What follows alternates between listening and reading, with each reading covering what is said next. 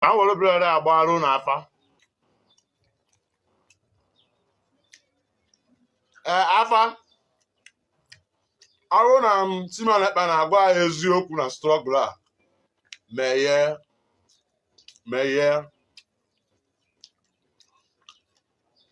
Afa meye. Ngwa ọ bụrụ na DOS na-agwa eziokwu na struggle a. Afa meye.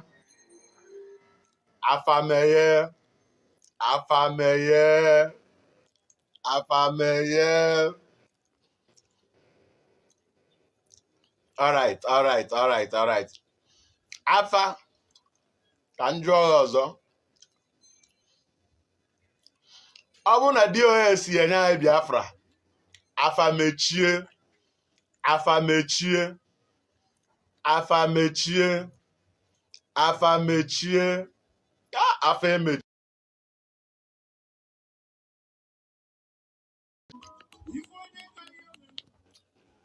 I will be a balloon afa. Afa. Ọ bụrụ na Simon Ekpa na-agwa eziokwu na struggle a. Meye. Afa meye. Ngwa ọ bụrụ na DOS na-agwa eziokwu na struggle a. Afa meye.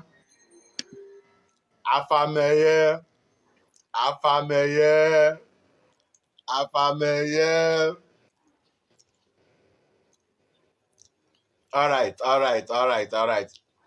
Afa ka m jụọ ọzọ.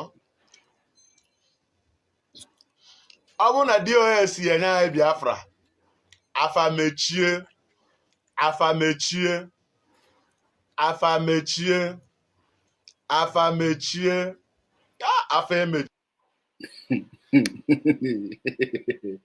Hey. Daalụkwanụ ndị ọma na-ege ntị, ekene m nwoke kene nwaanyị. Nna asị m nke onye chiri onye azụ elu. Anyị si ka anyị jiri afa wee bido nke ụbọchị nke tata. Unu mana anyị na-alaiki ka anyị gbaa afa ka anyị wee mara ife afa kwu. So afa kịtụ n'ụfọ anyị gbaa agbala nze okeke.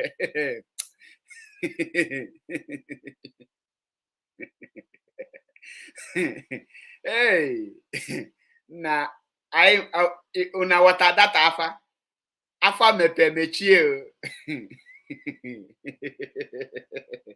Hey, una mie na atọ m ụtọ. Unu na una furu obi anwere dị m wee bịa. Obi anwere dị m bụ na yesterday unu mana ngwala unu na our gallant men na Fulani terrorists na akwati ya na Benue border with Ebonyi State. And the end of the day, our gallant men was able to push them out. So our gallant men won the battle yesterday, and they are not relenting. So men on all 247. Anyo aka nju esi ka anyị gba data afa unu furu. Ọ bụ unu na-amaghị onye agbalanze bụ agbalanze bụ nnukwu dibịa ama ama n'ala Igbo. Ọka onye nke agụmi wepụta agba afa unu fụ that na afa agbalanze nwe bread na akara. That is onwe afa nwe ngabasị, afa nwe swag. Ị ga-agbanwe ụdị afa eje weta ụmụ ngụlọ ihe dị ndị be anyị ka anyị welu n'obi aṅụrị wee bido n'ụbọchị nke tata na-egbughị oge ọbụla. Okwu nju wee bata n'ụbọchị nke tata bụ our mission is to restore Biafra and nothing more, nothing less. So because many people amabeghị the mission of IPOB and why IPOB was established. So on this day, I will like to lecture the Nigerian youth, especially the Igbo youth, those educated Igbo youth. I believe this evening, I will try my possible best to use a constructive words.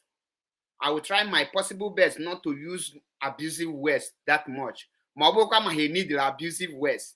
then deserve it. Because at this point of time, I don't know how our people reason. Our people reasoning, in fact, I cannot fathom it. I cannot comprehend it. So on this note, I will be digesting every issue today. I will be dissecting it one after the other. And one by one, I would love to make it very calm. And there is a video, one of our brother, God's Agenda. There is a Reverend Father, I come across his video. I posted it on my platform, and I want to make little analysis with the video so that I will use it as a reference, because our brother made a lot of points in that very video. So on that note, I want to bring the memory of Ndi Igbo back so that because we need to focus on the reality. We need to stop living in delusions. Many of our people are already deluded with the what I don't know. So on this note, before I proceed, before I go on, I pray me Chukwu Kikabia Monye Primi Henine guide and protect every word that is going to come out from my mouth, and give me the wisdom to carry out this very preaching according to his way. And every word that I will say today will yield a good fruit, a positive fruit to the mind of our people. I pray may Chukwu Kabiama guide and bless every one of us. And may Chukwu Kabiama guide and protect Mazinam Dekan wherever he is. You see? On today, this topic, our mission is to restore Biafra, nothing more. Now, many people are thinking, saying that let us get PVC and vote in P2B. And people, majority of some of the Igbos, I would say that the Igbos who are not in IPOB are supporting P2B. And that is a good move, because when you watch the northern part, they are supporting their brothers. When you watch the Oduduwas, they are supporting their brothers. Now come to the east, they have to support their brother, but there is a problem in that support. Before you support your person, what is the agenda of that person? What are your people's agenda? Do you know what agenda is all about? Now, in the east is one of the most peaceful region in that contraption. When I say east, I mean the Biafra land. The Biafra land are the most peaceful region in the whole contraption called Nigeria, as I am speaking to you today. But guess what? The Nigerian military are on rampage, killing innocent people, destroying houses. There is a video I will bring to you before I will bring that our brother's video. Watch this video. Yeah. This video you are watching here now, this is happening in Anambra State. Ogbaru local government. Would anyone that comment rubbish or ask me why you're not talking about Simon Ekpa, believe you me, I can guarantee you I will block you, because this is my platform. If you want to be stupid, be stupid. Simon Ekpa remain a criminal, a crook, a thief, a 419 and a scammer, and a saboteur to crown it all. In case you don't know, let me tell you this thing before you will be thinking that we put him aside so that it is because we have allowed him to be. No, everything is step by step. When we open his chapter, we treat his fuck up, and then we also treat the fuck up of the Nigerian youth. So know that once you comment rubbish, I'll block you, like I told you people. Now, in a country, in a region where somebody like there is P2B, in a state where P2B come from, a state where Charles Soludo come from, a state, a community that has a king, Obodonwe Leze, Obodonwe local government chairman, Obodonwe PG, Obodonwe House of Reps, representative and the legislators. These things took place. One of the reason military people engage were born this house. Can we tell any bandit now this house? or have any criminal in this house, they just stop and pull fire. Now, this place now, on any press statement, press release, put out from any government official representing this very region. Many of you gonna see, let us support our own. Let us support our own. The question now is our own defending us when we need that defense from them? The question now, our own and they defend them. Can I watch and the video? Can I wait for the kind of amount of destruction carried out by the zoo military, by the Nigerian army? Then Ijuan Wagese, Udifa Emiliki Mena Kaduna, Udifa Emiliki Mena Castina, Udifa Emiliki Mena Sokoto, Udifa Emiliki Mena Kano. Me and you know that na Buhari is from Castina, Unamana bandits have shot down a presidential jet in Castina up to today. Now, again, watch and if any men are legal. Yet the whole people keep quiet. The whole people make you on. Let's support our own. Go and get your PVC. I will come to that. Watch and post to but I would love to post it again. All the property, even a penny from that house. All the property, life. Now, look at it. How destroy many things in our home. Now, but all on them mother, can I condemn all on them mother? Maybe the soul on them. Look at what is happening in life. Look at it.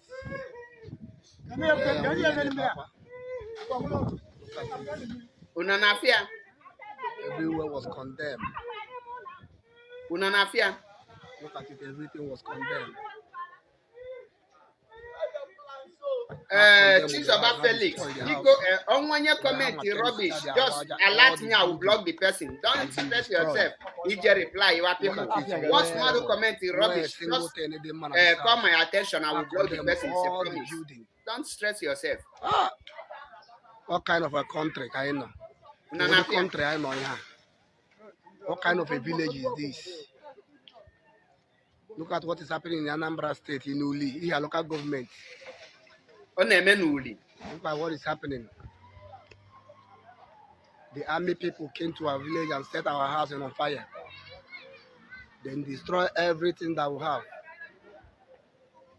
Look at it. Look at it. You people should see what is happening here. You people should see what is happening here. Everywhere is on fire. Everything is on fire. Everywhere is on fire. Look at what is happening here live.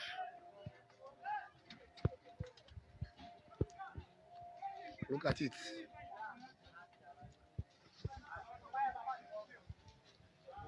Look at the inside.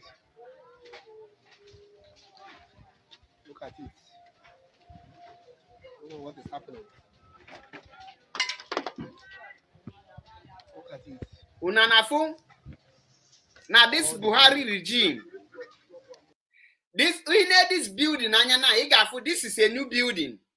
And then my fair alpha madu eketa na when imego ne cement. Imego ne madu tagi de lafu when what this kind building well one. Just for no reason, the zoo military are just batadi monyoku. Nime last week, Ebu not less than 50 innocent youth na the same uli. But many uno oku. Maybe many things. This place ana puli nwelu igwe enwe traditional ruler no there. Enwe PG, which is President General, nne represent the place. Enwe local government chairman no there. None of them have risen up to condemn this very act. Now, when these people now will be near with Iwe, where to Igwe because Igwe hana mbankiti. This is the time Igwe get speaking. This is the time the local government chairman need to defend the people. The same P2B Napota for president. Some people are saying he will make a good governor, a good what, cannot condemn the killing of his own people in Anambra State. Soludo, no, this is a state where Soludo, no, because other insecurity. The architect of insecurity is what we are seeing here now. When these people in Afuna, in revenge for what the zoo government have done to them, you will now be calling, oh, why are they killing the king? Why are they kidnapping the traditional rulers? Why are they kidnapping the local government chairman? Or why are they slaughtering them? Now, the local government chairman could actually speak for them. The traditional ruler could actually speak for them. But all these people, none of them are speaking for these people. Where are the voice of the voiceless? Where are the mouthpiece of the people? There is no longer the purpose of having a king in a such village. The purpose of having a PG in a such village. The purpose of having a local government chairman. What are their duties? The crime of these people.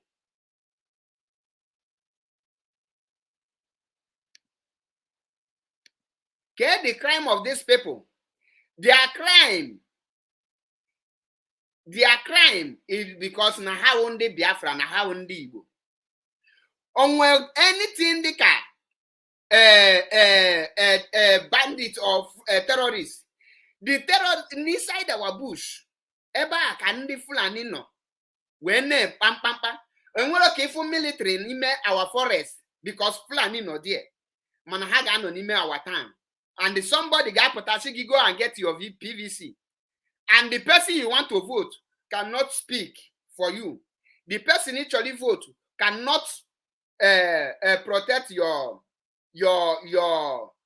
destiny, your own village. And the question is, what attracted this military presence in Uli?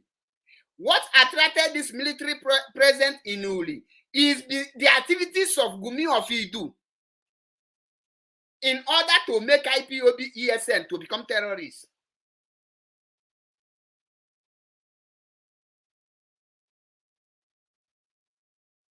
The activities of Gumi of Idu, aka Simon Ekpa, who armed small jobless boys to start kidnapping and start causing criminality. These are the cause of what you are seeing here. These are the cause. Mana, the villagers need to rise up. As I can tell you now, to be honest, Mboshobu Simon Ekpa mekete boku na Nigeria, Biafran youth ga amu yokunando. The annoyance Simon Ekpa. That is here. Magun, nya make mistake one day. Koto kuna bani. Kuno fuke gejiri enando. Nigerian nam yama metu diaka. Nigerian people amam. Ndi gemi ife. Ndi gemi ife bundi Biafrans. Because he bring this thing to them. Now, the question gajunu. Peter Obimbo Nazo for presidential candidate. Why not condemn Ubeho this very act? Soludo, why not condemn Ubeho this very act? All of them, why none of them have condemned this very act? Now, Oluna Peter Obi, Nsi from Anambra State, cannot speak for the people of Anambra. What make you think that Peter Obi becoming president, he can speak for the people of Ndigo entirely?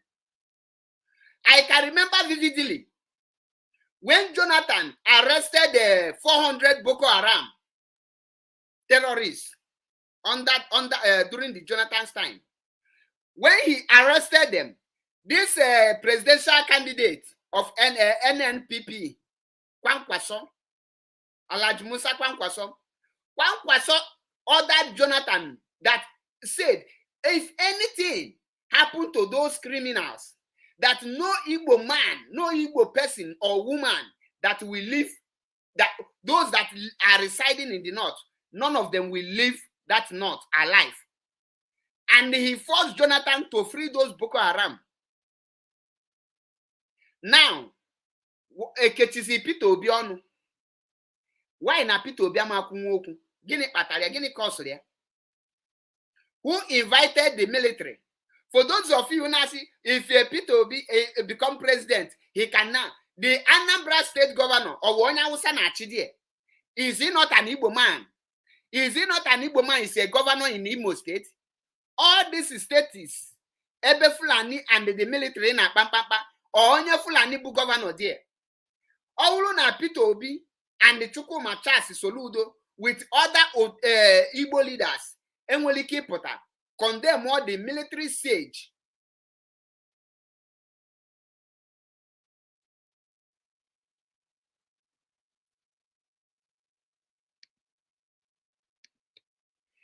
Condemn all the military siege in Igbo land. Ke ihe na-enye gị moral, ke ife gwa na-emezi gị ka ị na-eche na such person nwere ike ime ọ bụrụ president ebe ọ ga na-confront the real caliphate, the real cabals.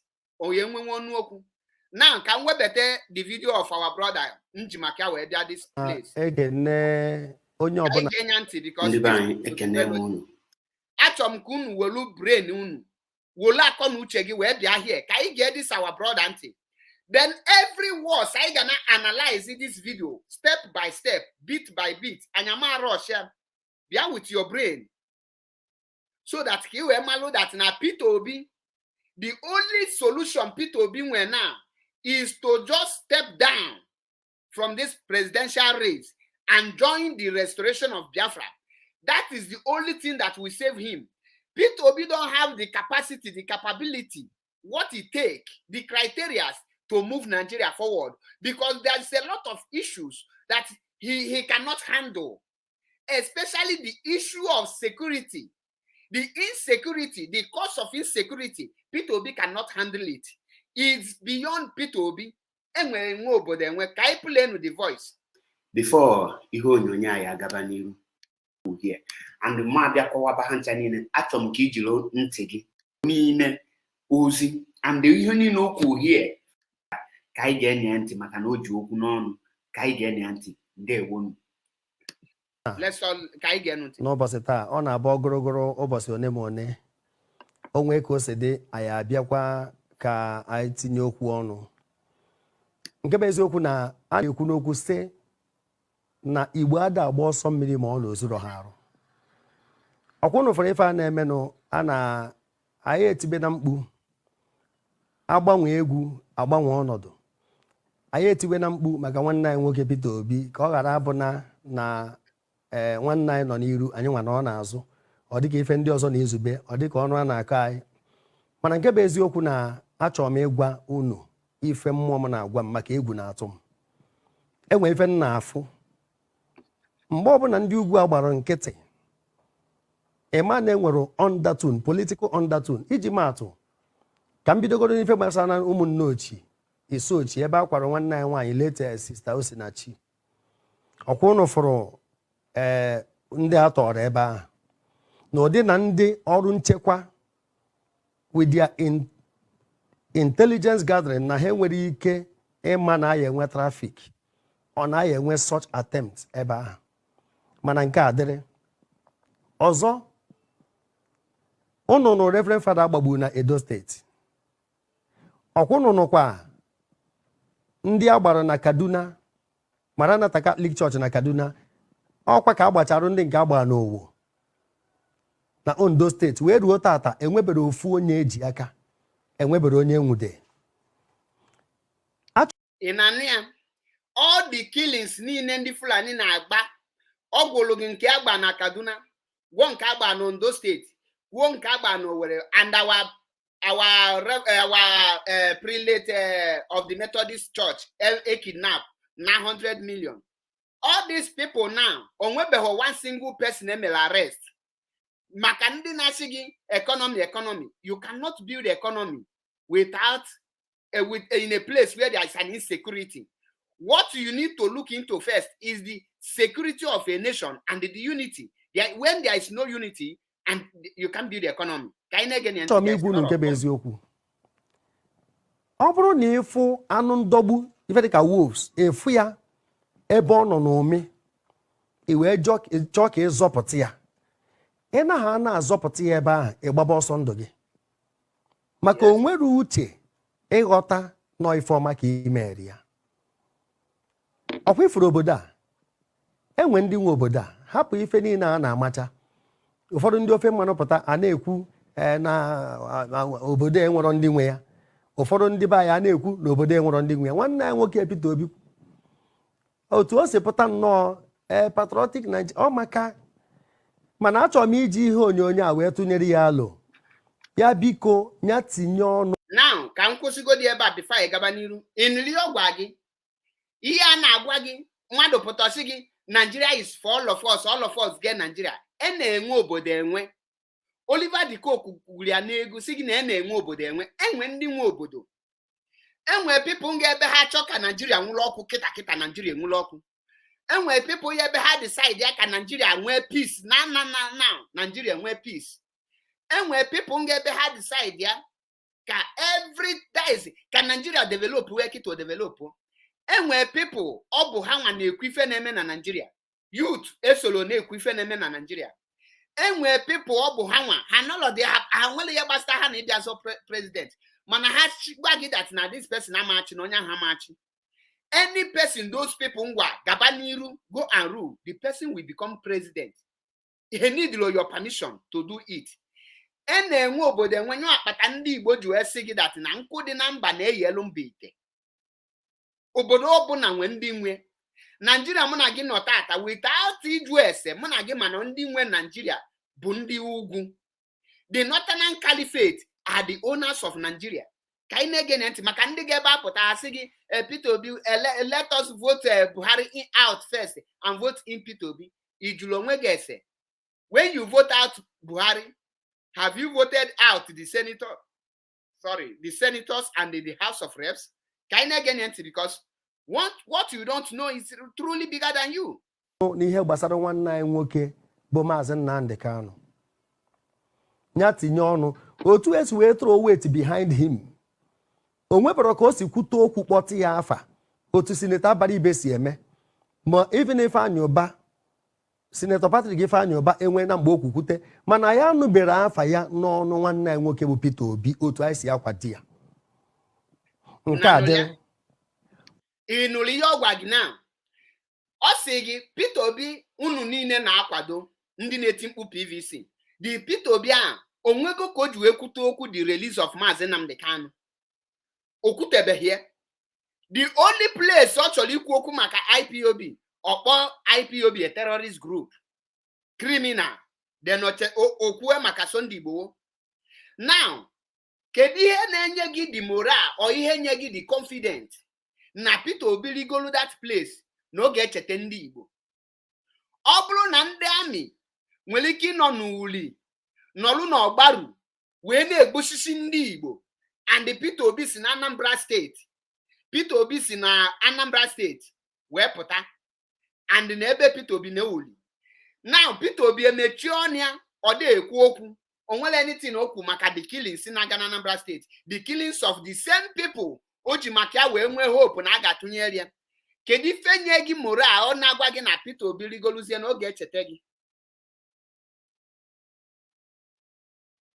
Ke ife na-enye gị dị moral gị ke ka o ji wee dị gị ka Peter Obi rigolu ka tinsa ya ka o nwere anything ọ ga-asọvụ to ndị Igbo ọ ma asọvụ ya. Now nwanne anyị nwoke a wee senate enyi na ya bara ibe wee nye gị example.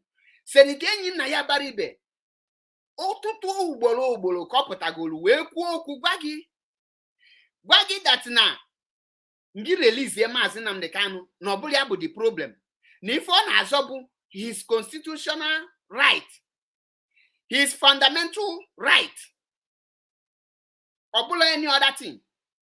Mana Peter Obi o nwere ike ikwu maka the killing ndị be ha, o nwere ike ikwu maka Maazị Nnamdi Kanu mana ọ chọrọ ịbụ president. Gwa m ka ọ ga-ejizi oligolu ka ọ ga-eji wee release Maazị Nnamdi Kanu ka anyị na-ege nwanne anyị nwoke nke ọzọ bụ na ewuche ezi ahụ wee kpọpụta ya ịrapụkwa ya ọ ka ya abanyekwa na pọtọpọtọ eziokwu maka nke maara ya ahụ. confirm Ọkwa ifuru ndị Britain ji wee na-arụ akpụrụka n'obodo a maka natural resources ha nwere bụ ndị Nigeria. Otu a ndị Britain si welu Chukwu si wee na natural resources anyị nwa bụ their own natural resources maka ha ji ndị a were arụ akpụrụka n'obodo a o nwere ya asị na ọfụbere ya ka m gwazie unu ife niile a na mbọ niile anyị na-agba ma this 2023 akpụ n'ọnụ nenu ka ndị ugwu si na project Kwankwaso nenu ka ha si project Atiku. Yes. Now ke the reason ndị ugwu ji na project Kwankwaso ke the reason ha ji na project Atiku. Now ka nye gị example. These two people now bụ ndị na-apụta from the north, which mean again ma ọ na Peter Obi ji na-apụta ka these two people ji na-apụta mgbe ndị na-ama isi ala mgbu Deborah Samuel une nwere idea na Atiku Abubakar tweet something wee condemn the killing. Immediately ndị be ha onye ozugbo ịma na o delete gonari Nigeria. Ka ihe nke a na-egosi gị o gosi gị that na Atiku na aside anything ndị be ha chọ na the agenda of his people can stand for or deal for your own agenda on onwere gbasara gị na agenda gị. The same thing applicable to Kwankwaso. Mgbe Jonathan na-achị Kwankwaso gwa Jonathan release every Boko Haram member ijide and Jonathan released them because he threatened them. The same thing to Buhari. Now Peter Obi kedu statement Peter Obi make goal to show that Peter Obi were the interest of protecting Igbo lives as onye Igbo ọ bụ ọ nọ silent. Ihe ọ na-agwa gị bụ I will turn Nigeria from consumption to production without any plan.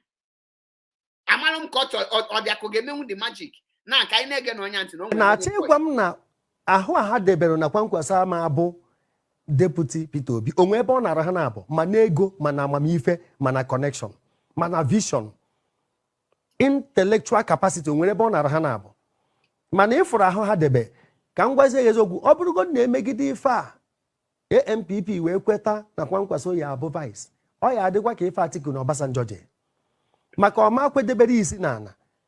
All these visions and aspirations Peter Obi will not come to pass. Amagunu gebe eziokwu anyị ada rub shoulder maka anya nwa campus anya here. Many of you amalo unu mana Obasanjo president mana unu amalo the battle between Obasanjo and Atiku. Today Obasanjo ga-apụta gwa gị the worst mistake o mee is by picking Atiku as his vice. Mana ijuru onwe gị mgbe Obasanjo mata na Atiku bụ the worst mistake, second tenure o pick kwala Atiku for the second time ka o pick here o pick here ijuru onwe gị ka the condition ka that in Obasanjo na regret. Obasanjo was president muna mana every important contract ana sign Atiku na ga sign ya. Mana everything ana chime Atiku ga dictate ile Obasanjo what to do, a vice president. Or the look at this idiot Oshibajo Namaro left from right. Obasanjo Atiku melo Obasanjo intimidate many of Yamaha. Many projects in our world was awarded by Atiku. Many contracts, many Nigerian federal properties in Ele, but Atiku le hanchanine. Obulo Obasanjo. Man, all those things all in the name of Obasanjo. But many of you, when it comes to a political issue, to be honest with you, Muano here, okay, for 95% of Peter Obi supporters, Akamu Hanchani Nemalu here Bastalo politics. Another me equate on because how amali febu politics in Nigeria? How amali febu politics? How kwesirima by this time that now Peter Obi were only 10% chance of winning presidential race. Why Atiku has 90%, Kwankwaso have 80%, Tinubu has 75%. Many of you don't know this. Now, unanafu the thing. Ime Peter Obi, Kwankwaso now the Belaru, Onyeka Peter Obi an Igbo man, Kanyaga Bolo vice. Owulu no ordinary Kwankwaso, Gagwagi that Nanyama Bumu vice to Igbo. To the extent Peter Obi wee chọọ ndị ugwu niile onwere ebe ọfụ ezigbo onye ugwu ga-abụ vice ndị ugwu niile wee kpa nkata na ha ma abụ vice to Peter Obi. Gịnị ka ihe a na-egosi gị? Ọ na-egosi gị na ndị enyego gị the sign that na enweghị ife mekete ka onye ugwu bawo otu onye Igbo, meaning that onye Igbo can never be president. Ọ bụrụ na ndị ugwu kpa nkata wee kwete ka Peter Obi rigoro that place, ị ga-afụ na ndị ugwu ga na-arọshi ka ha bụrụ vice president to Peter Obi because ha need that second position. Mana jụọ onwe gị ka ihe kpata ndị ugwu ji avoid that place Peter Obi. Ijubere onwe gị this question because ndị ugwu enega anya ọha nwa obodo ha mana onwere ebe Peter Obi nji azụ aga.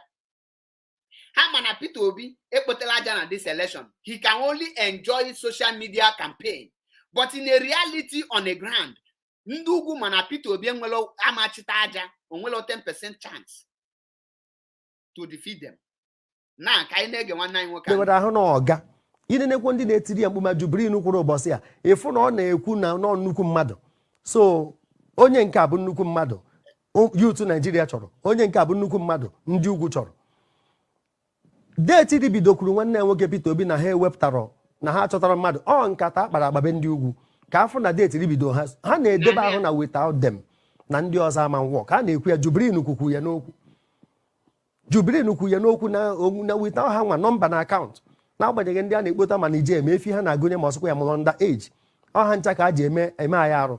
Mana achọrọ m ikwu unu, ọ bụrụ na anyị si ka Peter Obi banye ka anyị mee na this comprehensive analysis, okay, ka anyị wepụ sentiment, ọ banye o wee mee nnọọ Naijiria ọ dị ka ọ sị gị wepụ sentiment, that is ngị welu yo akọ na uche wepụ na onye nke bụ nwanne m na onye nke bụ onye nke ka anyị balance the equation, ka anyị use that is ka anyị owolu on melu gị the analysis, ka anyị balance everything. Gee ntị o nwere ọ chọrọ ikwu here. Enigwe after Peter Obi what next? Okay, ị na-achọ ịgwa m na onye ugwu ma ọ bụ onye Fulani banye ebe ahụ ife niile adịkwa mma, enwe equity, enwe fairness, ọ ma egosikwa ọkịka? now the question ọ jụrụ gị na bụ after Peter Obi what next? Now ọ bụrụ na anyị abandon Biafra, ọ bụrụ na if we leave Biafra now, let us assuming that we have left, let us abandon Biafra for Peter Obi, and they will now make Peter Obi the president of Nigeria.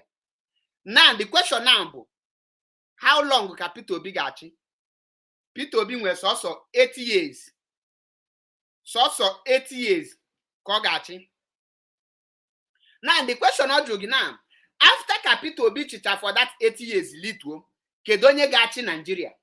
Ọ bụ another Peter Obi ga-arigo ka ọ bụ onye ugwu?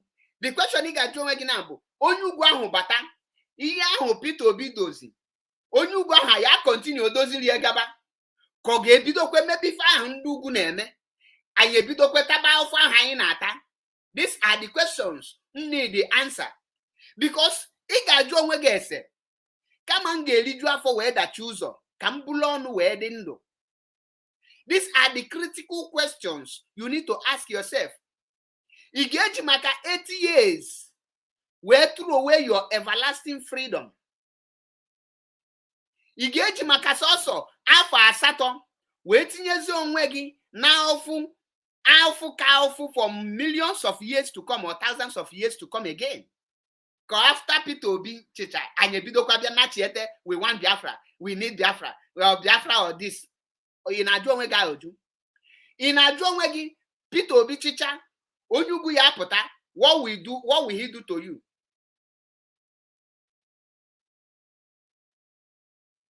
Now the same question ị ga-ajụ onwe gị after ka Peter Obi chichara Anambra State, kee ka the situation, kee ka anya dị Anambra State, kee ka anya na iru dị Anambra State nke mụ na gị nọ tata?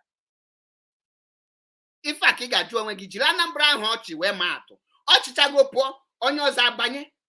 The question na a na-ajụ gị, onye ahụ na-abata, kee the mission, kee the agenda onye ahụ ji wee na-abata? Ihe anụ aka dị ndị ahụ na-eti mkpu PVC. These are the kind of questions you need to ask yourself before you embark on any journey. You think about the future. The northern people think about the future. Ha anaghị ebi ndụ bakwomi, anyị nwa na-ebi ndụ bakwomi. I don't know if you are getting it.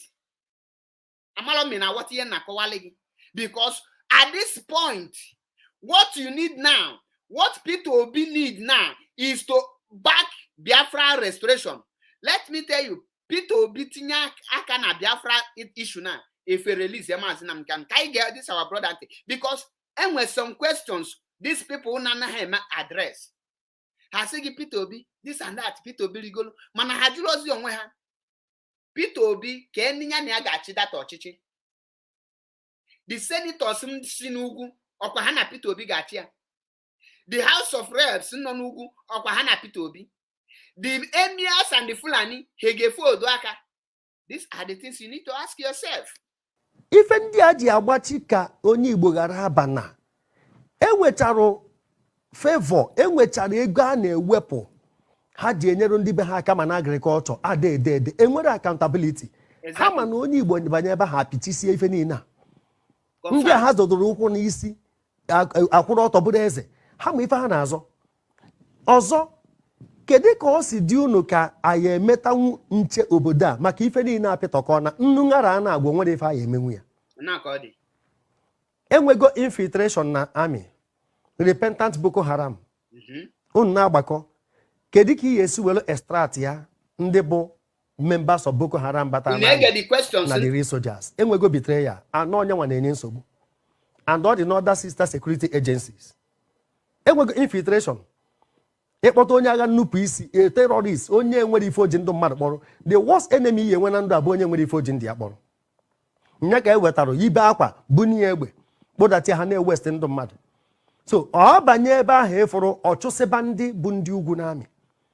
Ọ dị ike ihe onye emenwu ya. If for that question ọ jụrụ gị, ọ sị gị now na-enwego infiltrators na military na army, nwee infiltrators na police, nwee infiltrators na custom, nwee infiltrators na civil defense, nwee infiltrators na every security apparatus in Nigeria. Enwego infiltrators, enwego recruited Boko Haram members in every armed forces of the zoo called Nigeria today. Now, o wee jụọ gị ka Peter Obi ga-eji wee nwee ike wee separate all those Boko Haram recruit into military na police na civil defense na all na custom ka ọ ga-eji wee separate ha. Ọ bụ ọbanye die obido wee chụsịsịwa ndị ugwu ndị amị. Ọ dịghị ka ọ ga-emenwe. Ọ dịghị ka Peter Obi enwere ike ime ọbanye na ọ retire the northern soldiers. Or they call it possible? These are the critical questions you need to ask yourself before you start shouting, we need PVC. You never even ask yourself, the PVC need in a team, that PVC, are they getting it for Peter Obi or not? Now, the question now, Peter Obi Ligolu, Keko Geji solve all the issue of insecurity. He have a question he got drawn again. Peter Obi blue president, keka issue of insecurity keko geji solve ya. Because you are president on Abuja. Now the chief of army staff Bonyugu, the chief the IG of police Bonyugu, the this thing before Galigo now Buhari before Buhari Galitu oge tinye Bonyugu as a spring court of this thing head. Onyugubu Anthony General of the Federation. Now, the question now you got John Wendibo, Ke Capito being a handle all those things. Or the Capito be again, you won't go that. Senya Bulu, Nachilunda, Gawo Pondu Befa, in the name of Boko Haram, Onyuguahi, Bulebe Gawa. Ke Geju solve all these things. Now, when there is insecurity, Ke Geju convert here consumption into production. These are the critical questions you need to ask yourself. Ihe a bụ ezigbo esi ga-ajụ onwe gị. Uche ga-abụ na ndị ugwu ga-agba nkịtị fold aka fold ụkwụ kuchi aka na ọkpa kụbalụ Peter Obi aka. So uche gị na-agwa gị na Peter Obi ligolu na bandit akwụsị sowezie Peter Obi for development. Nya Peter Obi ligolu na Boko Haram akwụsị. Peter Obi ligo na Tinubu support Obia. Peter Obi ligo na Atiku support Obia.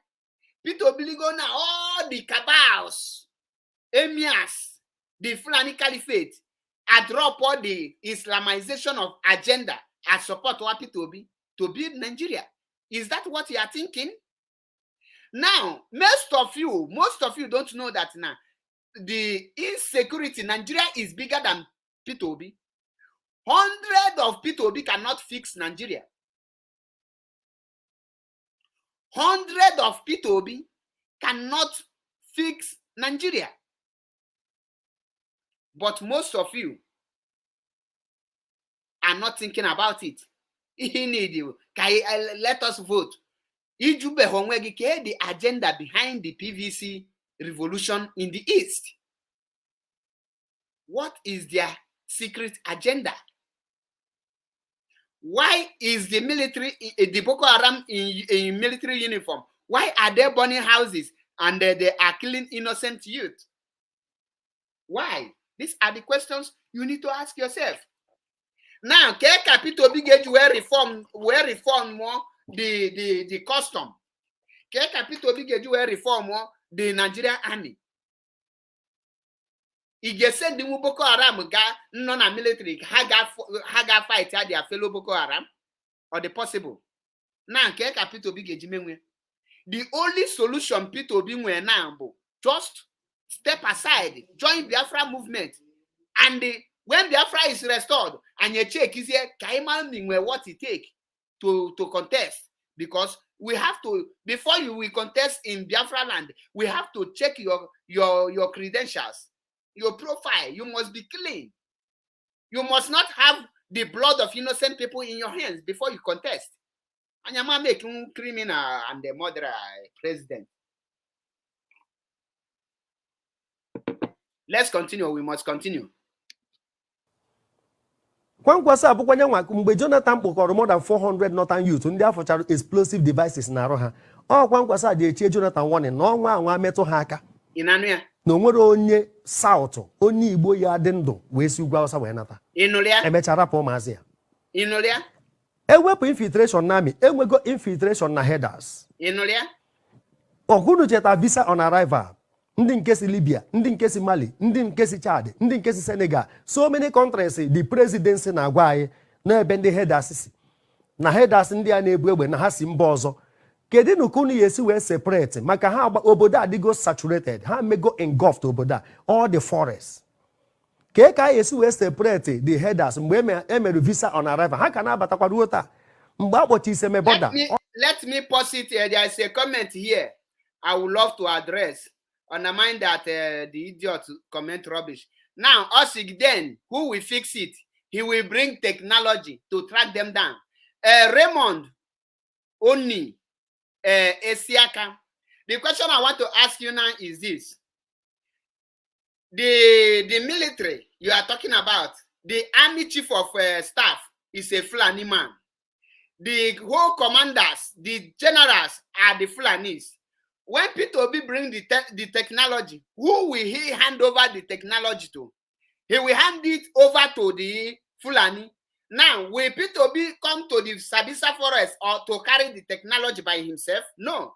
He will surely hand over that technology to the same Boko Haram, and they will use it to do what they want. Remember, this Buhari government, they have bought a Tucano jet from America. In your present, bandits use the same Tucano jet to bomb Southern Kaduna. How do they manage to get it? Passing seas is not passing sense. You know, people like you are the people, the ones that are making Nigeria to go worst. Because you cannot think. In the military, P2B will become president. He will not become the chief of army staff. What he will become is chief in command. He can only give chief of army staff order. See what I want you to do. And the man will now say, okay, I don't hear you, sir. Sure, sir. The man will say, look at this fool.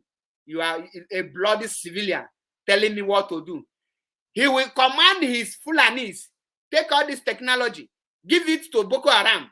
And the Boko Haram will now use it to track the ones who are not their member down.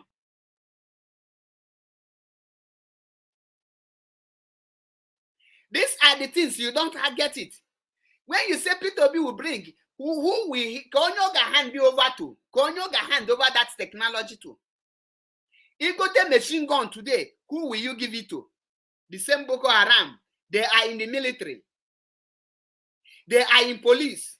So, do you, okay, P2B will now come out and they carry gun and the technology and enter bush. Ordinary sense you cannot use. The question this man no jogi now. Ojogi, will P2B retire the whole military men from North and they replace them with the Igbos in order to capture the Boko Haram, or they call it possible? If P2B become president, do you think that Kwankwaso will now throw all his support to P2B? If Kwankwaso cannot agree to be vice president to P2B, telling you that P2B don't have what it takes to lead him, or they get P2B chance to become governor or president, these are some issues you need to address. Not all come online to showcase your idiocy, to show your stupidity. It is not good. When I look into your picture, I know that this is not your picture because it's in a brain. No, okay, you have a rust brain. Oh, in a rust brain. First thing you will think is, who are the commanders of Nigerian Army? Who are the commanders of Nigerian Navy? Who are the commanders of Nigerian Police? Who are the commanders of Nigerian Civil Defense? Who are the commanders of Nigerian Customs? Who command the Nigerian court, judiciary? Who control everything? These are the questions you need to ask yourself before you start. P2B is just single person. P2B just one person. The Northern Caliphate will continue ruling Nigeria, regardless of whoever is there. So, Raymond, only try to buy sense before you comment. Stop commenting before you start thinking. Always think before you comment, because it's not good for your health. Onye melu profile, because I know that is not you. You cannot afford what this guy is putting on. So you are so deluded that you don't know your left from your right. Next time when you come in a program, try to learn, try to use your number 6, use your brain, so that you will not tell the world how foolish you are. When the army failed, the president has failed you. When the army is corrupt, the president cannot do anything. When the army is against the president, you cannot do anything. These are the reason why I tell you people, before you shout, P2B, ask yourself, who is P2B going to meet there? There is a video I will bring in here. I will bring the video.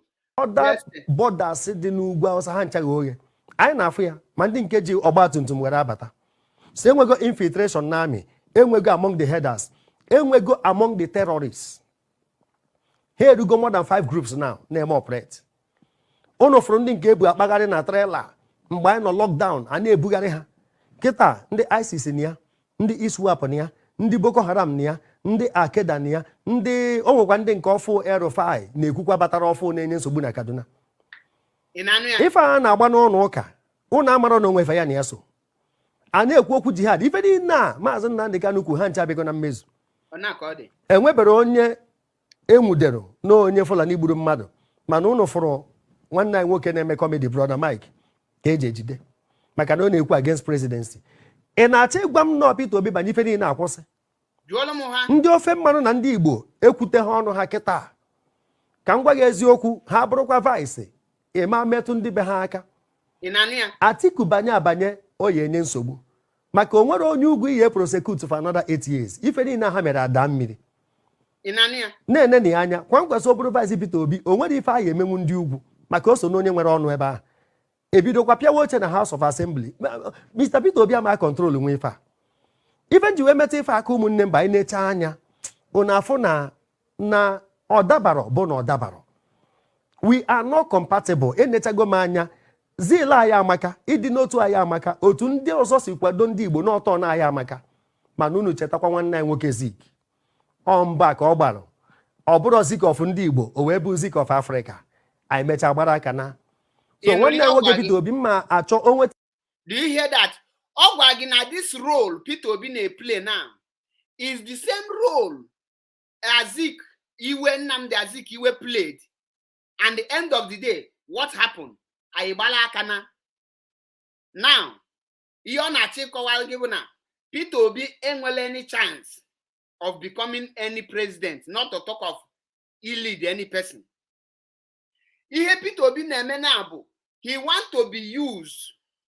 End of the day, use China, then Igbo will start suffering again. Ndi Igbo will now achieve back to square one or square zero.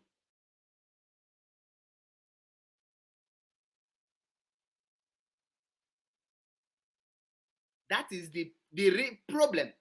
During the time of Azikiwe, Konyo prime minister, Azikiwe president.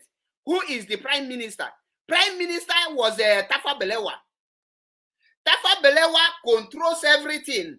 Nnamdi Azikiwe no the carbon copy. That is on well form DNA. Antonio Keke, greetings from here. Kara good.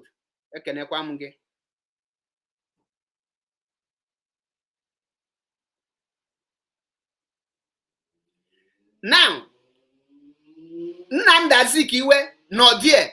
Tafa Balewa be na rule Nigeria. Tafa Balewa rule Nigeria. Kefai no tata. The whole fight Nnamdi Azikiwe fight for the one Nigeria. One thing Ndi Igbo benefit for that one Nigeria after since Nnamdi Azikiwe. Onye get name one thing Igbo man have benefited. The same role Nnamdi Azikiwe played that put Ndi Igbo in this suffering, in this hardship, in this mess, in this kind condition. The same thing Capito Obi put on this 21st century. The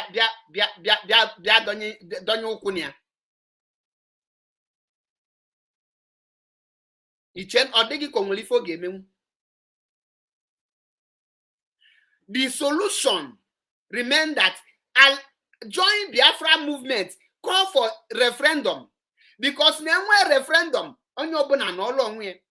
we are better off being ourselves, being separated, than in knock on with these animals called Nigeria Fulanis. Can you again our brother auntie? Ihe onyonyo anya jụ onwe ya ajụjụ. Ọkarakwa ndị egburegbu o. Efe efro na akpagharị ọ makakwa. Mana ọkarakwa ndị egburegbu. Vietnam. Maka mgbe ọ na ị na-eme ife ịbụrụ chairman onye ọ na-enetu gị ebuchi ya ndụ ga ama atọkwa atọ. Ọ kakwa mma na ndị kpọrọ gị asị among their kinsmen gosi n'iru ha. Mana etu were anaghị ebuchi ya everybody fụ gị n'anya ma na ndụ gị aya atọ atọ. A ga-eji egwu na omume ga-efe ịtụbara anyị ya. Exactly. Ma ọ bụ dagodo Chineke kere ụwa enwe ndị kpọrọ ya asị enwe ndị iwe Chukwu na-ewe. Nye ji na ife a na-aṅụrị na nkwado a na-enye ya ndị ugwu nwekwa ka ha dị unu cheta gị yiro nsị. Okay. Ọkwụnụ cheta ka esi wee lata ya wee mee ya ife mere ya. Onye kpọrọ gị asị ife ọsọ gị mee ife ụfọdụ ndị ugwu ji achọ. Ịma ihe gbulagu yiro nsị. Onye gbulagu yiro nsị bụ Nnamdi Azikiwe. Because Nnamdi Azikiwe tibelu one Nigeria kama ọ ga-akwụrụ ọtọ ka anyị nwere onwe anyị otibe one Nigeria. End of the day, I will yiro nsị chena nọ na one Nigeria. Gịnị mee? Oligolu there. How many years ka agụ yiro nsị chi? 6 months ka dị 3 months. Apịagbu onye ozugbo. Ndị ugwu egbu onye. So who is Peter Obi, ordinary bloody civilian? Nenwelo di homa. Ke crime Jonathan. Or the reason eju ewopi ihe jirika. Some people yet na Peter Obi no there. Peter Obi will make decision on himself by himself. Ihe jirika was removed by the Northern Caliphate, not by Jonathan. Jonathan was the president, but the Northern people were Jonathan. You must remove Ihe jirika or we will impeach you. Oh, Namalokeju will remove Ihe jirika. Ihe jirika is an Igbo man. He was ready to fight Boko Haram under Jonathan. Thank you, Hannah. 6 months. Ihe jirika was ready to finish Boko Haram. What did the Northern Caliphate do? Through their senator. Through the senator, because they have the highest number on the Senate. They ordered Jonathan. He said that you remove Ihe jirika and remain as a president, or Ihejirika will be there, we will impeach you and we will put our brother Namandi Sabo and he will remove Ihejirika as president. But our brother Raymond Oni Nasigi Peter Obi has the right to remove any person. Yes, Peter Obi has the right as a president, but do you know that the Senate have the right to impeach him? Are you aware of that? And the majority, once the majority say, yes, we agree, he will be impeached. Raymond Oni, are you aware of that? Now, in the Senate House, are the senators from the North, are they going to throw their weight behind Peter Obi, or are they going to throw their weight behind their brothers' caliphate, the Fulani caliphate? These are the things you don't know. You said I use abusive words, but your comments to me, you say Mumu. Is Mumu a praising words? I address you according to your comment. Can I use, have you ever seen me using abusive words on Anthony Okeke or Karagod? Because they respect themselves, they comment responsible. Then I address them with the respect. But you just come here, you say Mumu. Because you address your father as Mumu. Why can't I use abusive words? The way you appeared on my program, that is the way I will address you. You don't expect me to pamper you. And I may follow Jesus. And may follow Moses. One nipo lana canting car. One nge bugi woto. Nge bugi 10. Muamato no the other side. Nge bugi woto. So you have to respect yourself when you come to somebody's program. It's not your father's program, it's my program. You have to calm down, learn. Now, for those of you saying Peter Obi have the right to select army chief, yes, he have the right to select it. Northern senators have the right to order him to remove it, to remove any person and put whoever they want. Are you not aware? And if he refuses, the Northern senators alone, only their vote can impeach him. Do you know that as Nigeria is, if Peter Obi becomes become president, only the Northern senator can make a vote and tell the whole and remove president without going anywhere. The whole Eastern senators vote, Southern senators vote, Yoruba senators vote cannot stop the Northern senator. Are you aware of that? We have 109 senators in the whole Nigeria. Only the North produce about 60 or 69 to 70 senators out of 109. Are you aware of this? Now tell me how Peter Obi will survive this. It's like he will be there as a what would I call it? Camouflage. Photo. Organ there like photo. Why the Northern people will be ruling.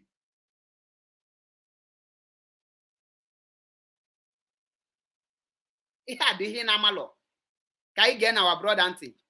Sorry ka ama onye Igbo ya bata maka na afụ na onye dị exceptional afụgo knowledge ya ha chọọ ka onye ruo na ha adịghị overwhelm ma security make enwere economic crunch enwere political upheavals ife niile aghatọna ka ama ya eji brain onye Igbo na amamife ha wee pụtagodo n'ọnọdụ a ha wee gwekwazi gị na ọha nwe obodo ha ekwuo ni ya anọrọ ugwu asa agwaghị na ọha nwe mmanụ dị na South agwaghị nọ ndị nwe nọmba nwe obodo agwaghị nọ ndị nka na landmass kedu ife anụ bụ ha n'ọnụ and nobody challenge them. Ndị a niile na-egbu mmadụ onye ka enwude ma ndị egbu na Benue St. Teresa's Madala 2000 and gịnị just tell me mmadụ agwụna ife farmers niile egbu betere organiji wee dị onwere onye ịnụrụ ya.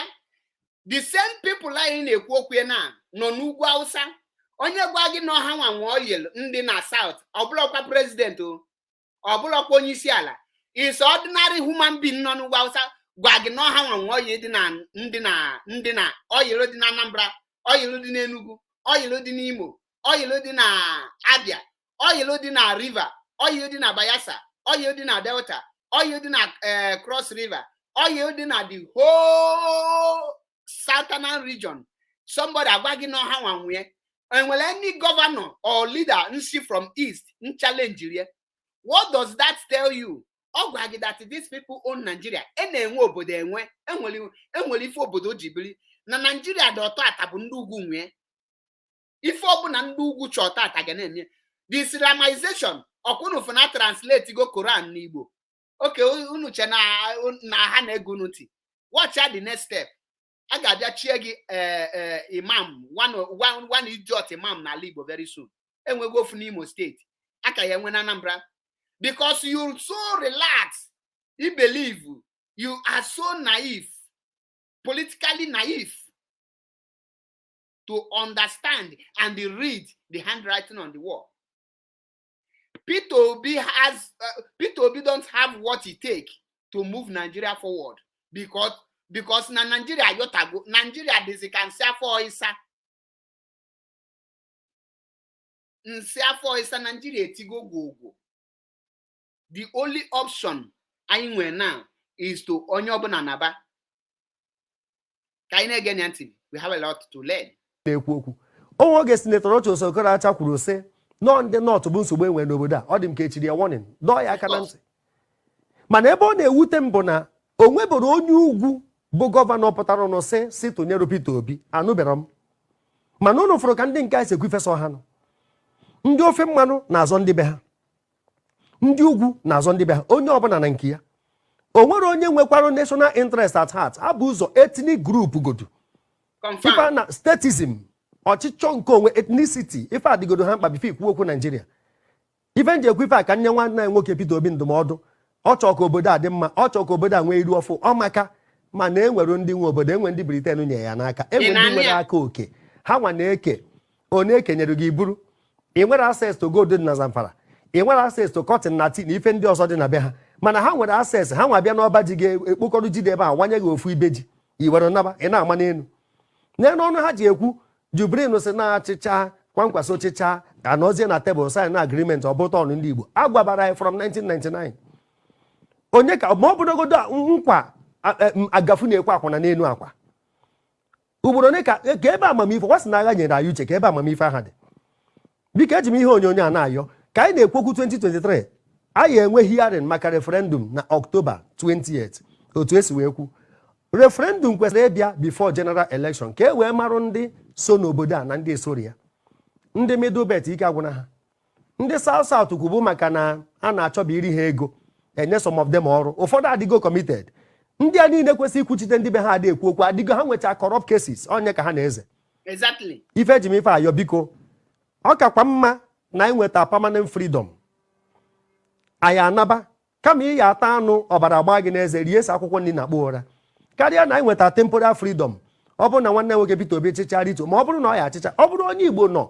n'ọchịchị wee gbuo mmadụ ife a na-egbu for 1 year mee kidnapping a na-eme mana Federal Capital Territory na arụ niile a na-eme na corrupt cases onye ọjọọ gbaba na APC ọ bụrụ sent ọ bụrụ onye Igbo nọ ewee na-eme ife a ọ dị ka ọ ya chizu 1 year aha m ekwu 1 tenure ọ ya chizu 1 year o nwere ife Goodluck Jonathan mee mana oge ọ na-eje second tenure mee campaign n'Ugwu Awụsa amụrụ moto ya ọkụ atụrụ ha okwute Exactly. mana ndị nwe obodo a n'ife niile a na-emenụ echie men of God warning echie judiciary warning echie ndị journalist warning o nwere onye ahụ fọrọ abanyekwuo ma Twitter na-ekwu okwu Facebook na ha ka ha kpagharịcharụ the whole 36 steeti mee campaign ma senator dị na ya ma gọvanọ dị na ya o nwere onye kpara ha aka o nwere ndị nwe obodo a na-enwe obodo enwe rapụ mkpọtụ a na-enye na-agbara aka na-aza na onye jiji anakọ eji n'ala ife na-ekwu okwu ya bụ izu ka mma na nne ịnụrụ ya na-enwe obodo enwe agbala aka na-aza anyị onye jiji anakọnye na anyị kedu ife Peter Obi ji azọ prezident Peter Obi gba aka wee na-azọ prezident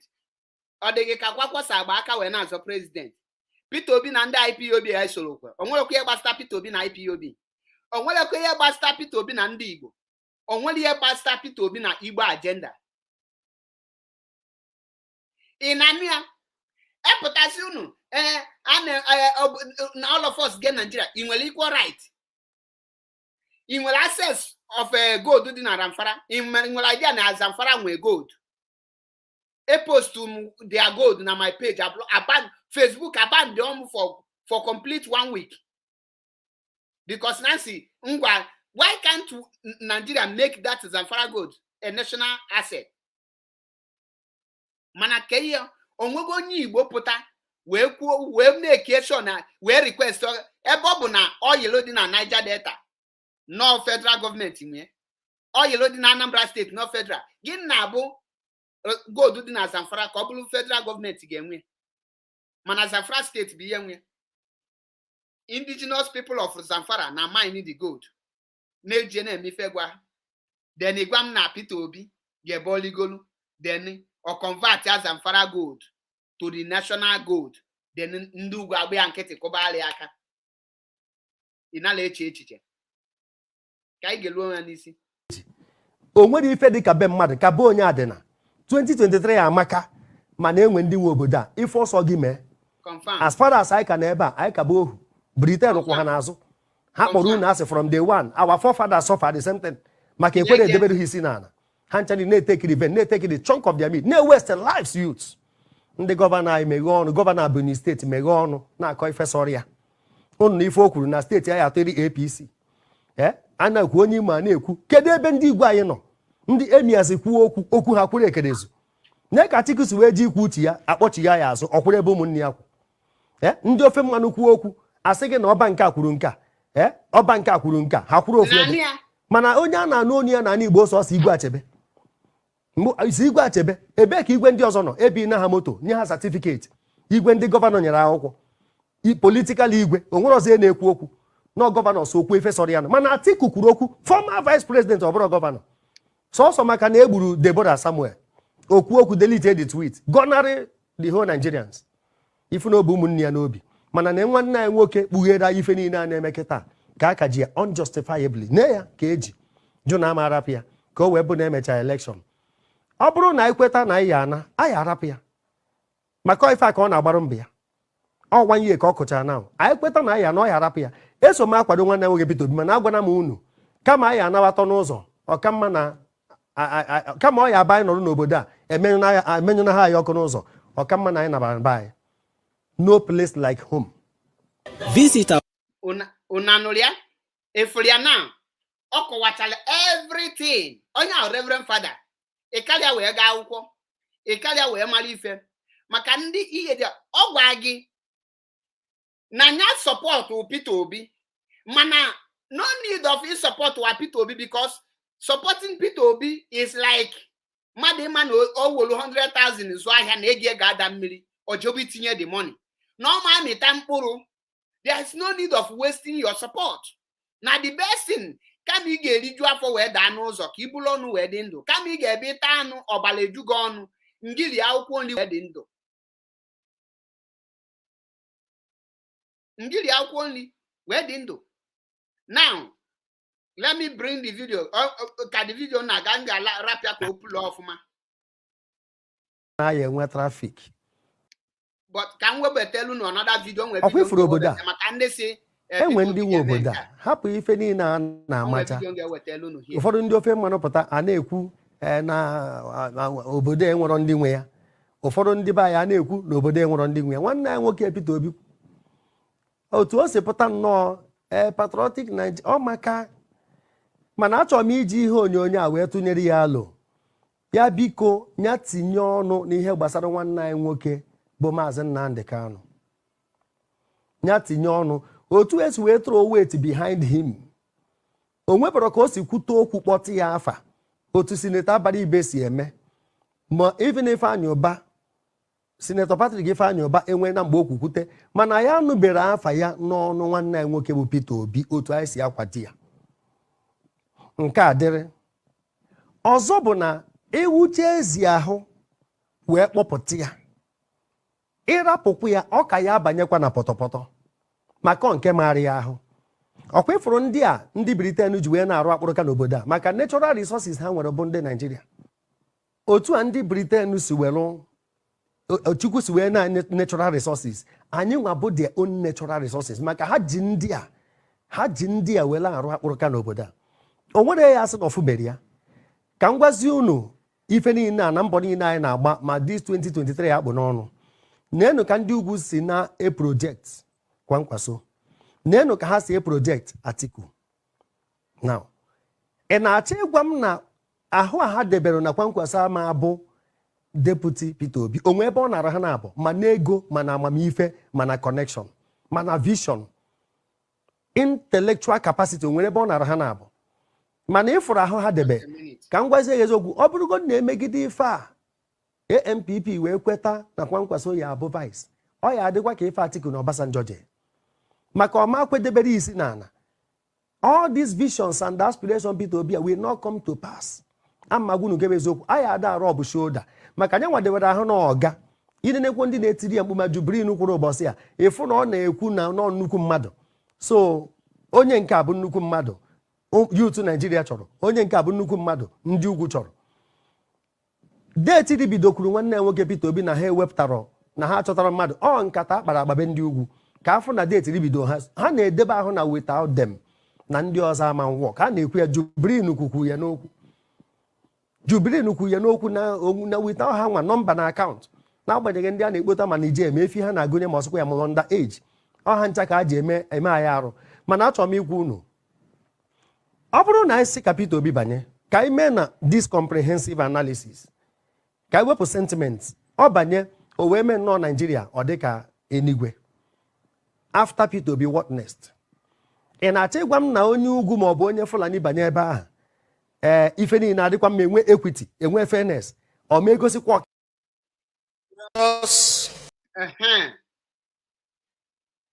Okay, my brothers and sisters, ndị nke ahụ na-asị gị if Peter Obi enter they will do this. I want to achọrọ m ka unu get this video. Onye a bụ enyi nna ya bara ibe, enyi nna ya bara ibe na ihe a na-eme na Senate House. Watch anụ ihe mee na that on this solemn day geenụ ntị ka unu watch ihe mee na this very place. Enyi nna ya bara ibe na-erezi some important issue ọ na-erezi here the very very important maka ife me watch aka ha ju trash anya ọ na ha ju treat enyi nna ya bara ibe ọ na aka ha ga-eju treat Peter Obi ma ọ wụrụ president echi. Ka anyị gee ntị, listen and pay attention. that we're discussing this matter, that we may not at any point be partisan. And I want to tell you, Mr. President, if you didn't insist that we will not be partisan, I would have called out the presidential spokesman, Femi Adesina, who, when the CAN leaders complained about the killing of a priest, he turned around and said that the CAN was acting like a political party. Now that we are talking about it here, let me hear him say that all of us are acting like a political party when somebody is complaining about these incessant deaths in this country. Mr. President, because we have to get to the root of this matter, I can only say one thing. Those who live by propaganda will die by propaganda. Mr. President, we are very serious here. This is a matter of life and death. Matter of life and death. And I was building up to something. And I will say what I was building up to very simply. Boko Haram has been defeated. Nigeria is now safer. Everything was being done to make sure that the hard work that was supposed to be done in securing Nigeria was not done because certain people did not do their work and preferred to cover the eyes of Nigerians with propaganda. That's why I said that at the beginning. But let me go on, Mr. President, to say this. All the time that we wasted in Nigeria trying to find all these excuses for non-performance has now come to stare us in the face. Reality is no respecter of persons. And it is the reality that we are facing now. Senator Sani Musa shouting every day that his people were being killed in Niger. We just took one from Jos, a student who was murdered by a Boko Haram person in full view of everybody with a pistol. And the Boko Haram person was somebody that was more, almost, he's not up to 9 years or 10 years old. And we are told that they have been defeated. Now, to go to the fact of what do we do? Mr. President, we have heard from the newspapers today where you have said and suggested, and they are quoting you to say, oh, well, we're going to call the IG, we're going to talk about the community policing, we're going on that way. Mr. President, Nigeria did not elect the IG. We did not elect the chief of staff. We did not elect the joint chiefs. We did not elect the national security advisor. We elected the government of APC in 2015 and re-elected them in 2019.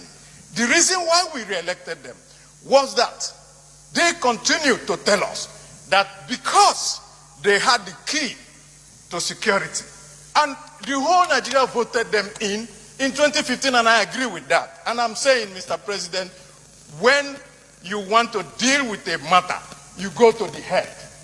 So we will go to the government and ask this government to resign because they can no longer do anything in this country. Mr. Manor. Now, you see the point everybody raised about the Boko Haram killing, about every atrocities being committed, and the lies from the federal government by Femi Adesina, who said that they have defeated Boko Haram. Meanwhile, Boko Haram are on rampage.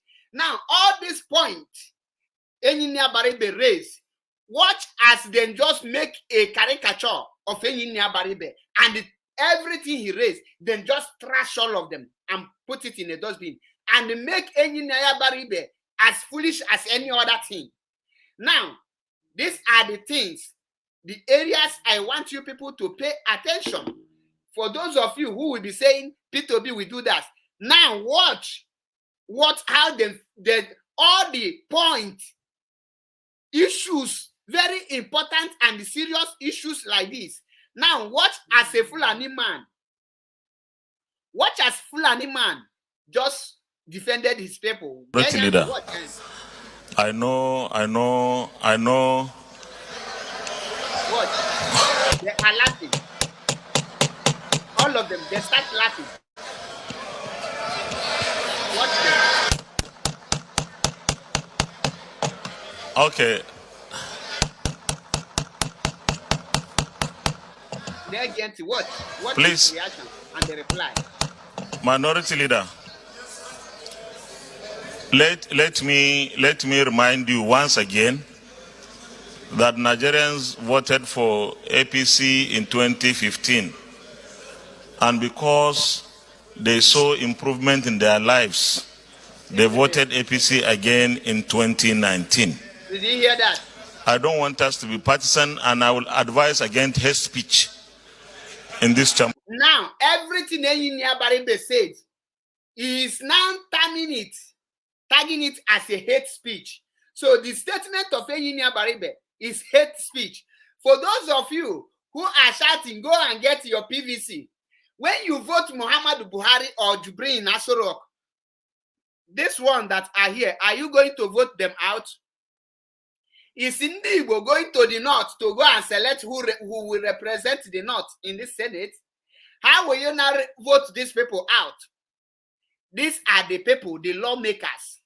The engine of Nigeria is here. These people decide if Nigeria will be better today or tomorrow. These people decide what will happen to Nigeria. Now, everything, the whole point Enyinia Baribe raised, the only two words, he said Nigeria saw, how did he say it? Let me hear it again. Very stupid animal. Genyanti. And I will advise against hate speech.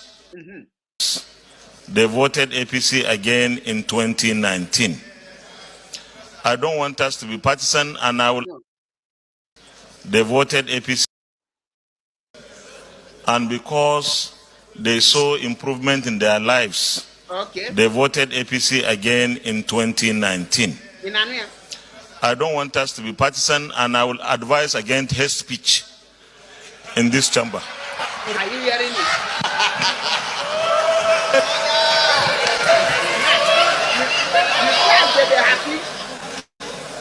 You say as they hail. You say as they happy they hail. Now, if P2B become president, who will be Senate president? who will be who will not decide. Now, this place now where they are hailing this Ahmed Lawan for defending Fulani Caliphate, for defending Boko Haram, for defending terrorists. Now, how many Igbo senators raised alarm here? How many Igbo senators supported Enyinya Baribe? Enyinya Baribe was alone. Now, you sending Peter Obi is going there to make a caricature of Ndi Igbo. Voting Peter Obi, if Peter Obi become president today, he is going there to make Ndi Igbo look more foolish. Did you see it? Very typical example of what you are expecting to see in the nearest future. All the point, the kidnapping issue, the Boko Haram, everything, the Nigerian is not secure, the Boko Haram that is coming, everything Engineer Baribe raised. Only 2 words. This man defend his own people. Can Peter Obi defend his own people like this? Can Ike Ekweremadu defend his own people like this? Can Ojus Okalu defend his own people like this? How many Igbo leaders, political leaders, can defend his own people? Ahmed Lawan, a president of a Senate president, is defending Boko Haram terrorists in the House of Assembly. And the Peter Obi come out to call IPOB a criminal. And the Hope Uzodinma is inviting military in Imo State. Stars Soludo is inviting military in Anambra State. Now, let us support our own. Who is that our own? Are you supporting your own killer? Our brother said, let Peter Obi make one statement concerning Mazi Nnamdi Kanu. But guess what? He will not. Omami. Because they don't love their people. You think any person in that three of these criminals, Tinubu is a criminal, Atiku is a criminal, Peter Obi is a criminal, Kwankwaso is a criminal. You think any of them loves you? You think any of them have your interest in their heart? No, of course they don't. They don't. That is why you see it. Now, if they can make this kind of caricature to Enyinya Baribe in the House of Senate, what I want to ask you now is this. How can Peter Obi face these people? Now, if Peter Obi want to do something, many of you, we know, yes, Peter Obi have what they call presidential veto power for some certain issue. But know it that Peter Obi will like to follow rule of law, because if Peter Obi violates the law like the thing in Aso Rock, these people will impeach him. If Peter Obi submits that bill, because when Peter Obi writes what he wants to do, he will bring it to these people. They will call it a bill. It's not a law. After these people, they will first of all submit it to the lower chamber, which is the House of Representatives. After those people go through it, those people now, the majority of those people are Fulani Caliphate. After they go through it, they will reject it because they have their own agenda. When they reject it, they will sign that they reject it by majority. Majority carry the vote. It's all about number. They will now bring it to these people. Now, at that point, you will see some Efle Fundibo will still be against it.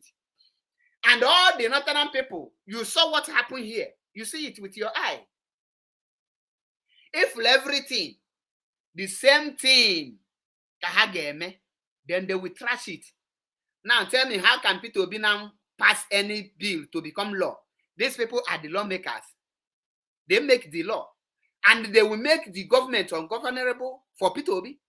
And they will continue ruling. The presidency is doing everything because the presidency have the support of these people. These people has the power to impeach president. They have the power to remove any president by impeachment. And the Igbo senators cannot stop them. These are the things our people don't know. That is why we tell you people, the only mission, what we need now is Biafra. Biafra is the only solution. We will have the minority. For you to be able to contest with these people, automatically you will first of all create equal state with them, which you know is impossible. You will create equal state. After creating equal state, you will now have equal senator and equal House of Representatives. Is that possible? You will first of all have the restructure. The question I want to ask you now is, if Peter Obi to become the governor, on which constitution will Peter Obi rule with? Is it not the same Nigeria constitution?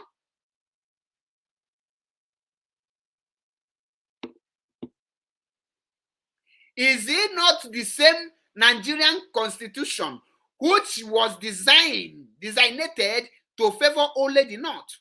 And the idea shouting Peter Obi, get your PVC. The mistake the Peter Obi supporters are doing is that when they go for where people are collecting PVC, they don't know if those people that are collecting their PVC are for Peter Obi or against Peter Obi. Now tell me, how can Peter Obi conquer this kind people? If Peter Obi can tell himself the truth, he will know that he cannot rule Nigeria. He can't succeed. Highest thing, if Peter Obi enter the up to highest 6 months, they will impeach him.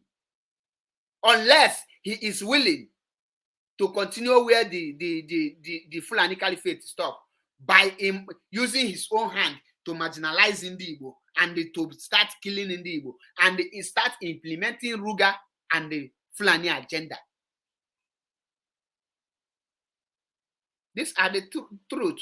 If we give Baribe, how many Igbo senators challenge these people? Say, no, you can't trust this issue like this. This is a very serious issue. It's a matter of life or death. You can't. This is not a hate speech. At this point, you have a we have Ojus Okalu, we have Obonia, we have many Igbo senators, we have Senator Patrick Ifanyoba, we have Ike Koremadu. Did you see any of them? Did you see any of them rise up to challenge it? They make Engineer Baribe. They just laugh at him. They use him to do caricature. They use him to do caricature for your own present. That is a test of what we are about to see. If Peter Obi know what is good for him, let him drop that presidential nonsense he's talking about and let him just canvass and start campaigning for referendum. That is the solution. And that is what IPOB is fighting for. After the restoration of Biafra, we will not know what next. What are we going to do? If you have what it takes to develop Biafra land, you bring it on. You bring it on. You cannot move Nigeria forward. The insecurity in Nigeria, you cannot move it forward. Mr. President, in conclusion. They just laugh at me. Mr. President, in conclusion. It looks stupid before them. In conclusion, Mr. President. Mr. President, I need your attention. Are you seeing what they are doing to him? Mr. President, in conclusion. Yes. At this point, did you see any woman rise up?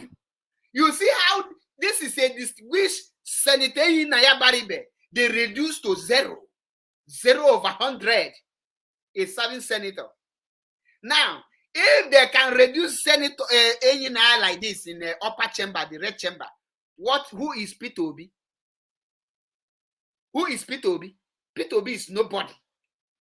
Peter Obi is nobody before these people. They will see Peter Obi like a kindergarten, small child. If just look at a whole engineer Baribe for speaking for the killings of Boko Haram. And these are the people you think Peter Obi will come and he will be ruling them. They will be obeying. He will give them order. Oh, my people. Let us be wising up.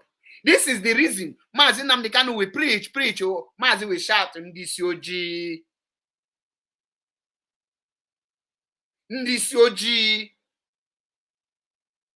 They reduce Engineer Baribe to 0, to nothing. At this point, although that we have some Igbos that have honor again. This is the point they will stage a walkout.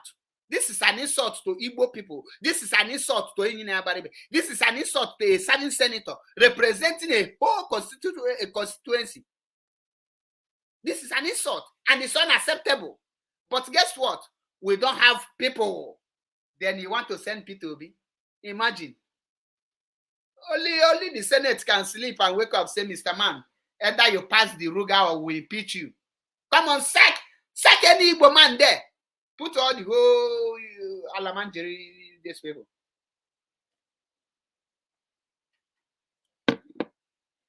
Then did it to Jonathan. Ihe Jirika was the army chief of staff. The Fulani told Jonathan, remove Ihe Jirika. Jonathan want to do strong head. The next 1 hour, they hear there is impeachment going on. Jonathan no use his own clear eye take remove Ihe Jirika. The same Ihe Jirika APC removed under Jonathan is today in APC, singing and dancing, eating and drinking and whining, dining with the zoo, his own killers, because he wants power. All of them want to test power. Once he actually tests power, he becomes a slave. Now, what is holding these people not to speak up? If I ask you, Gini Jiha, have you asked yourself this question? Ijugo onwegi this ese. Ijugo onwegi this ese. Ihe a bụ esi kwesịrị ịjụ onwe gị. Rie adụmadụ onwe gị. Peter Obi ekpetara aja. Even he is begging them to stop laughing at him so that he can conclude. Yes, Nigerians voted a government into power.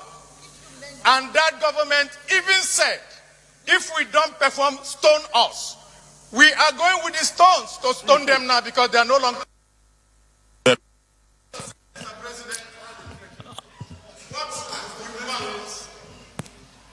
He never even concludes. They're off his mic. I think the timekeeper. Did you see it? They're off his mic. He never even, the moment he said that, they're off his mic. Are you people seeing it? This is happening in upper chamber. They're off his mic. Because who are you to tell us what to tell? Who are you to tell us how to treat Boko Haram?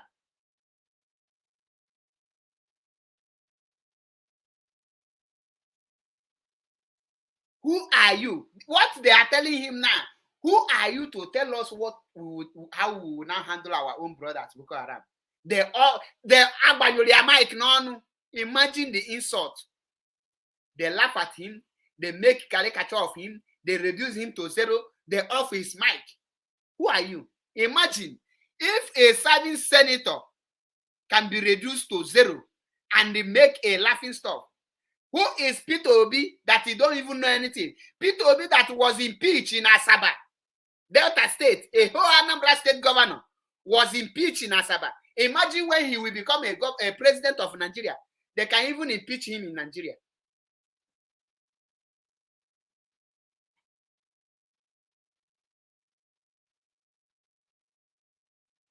Peace, Peter, you are here by block. Anahama Zindala here.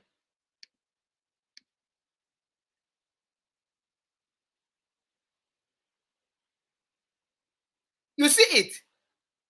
Now, Peter Obi was impeached when he was Anambra State governor. They impeached him from Asaba.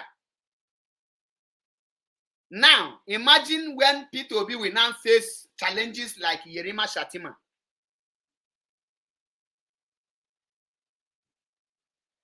Emir of Daura, Emir of Kaduna, Emir of Kano. Imagine what will become of Peter Obi. It was all, and then, I will change Nigeria from consumption to production. Let me imagine with that kind of idiot you are actually in Nigeria. In Nigeria, and me from wine. Each and a Fulani gege. That is a Fulani get kidnapped here from Aso Rock self for one akpere.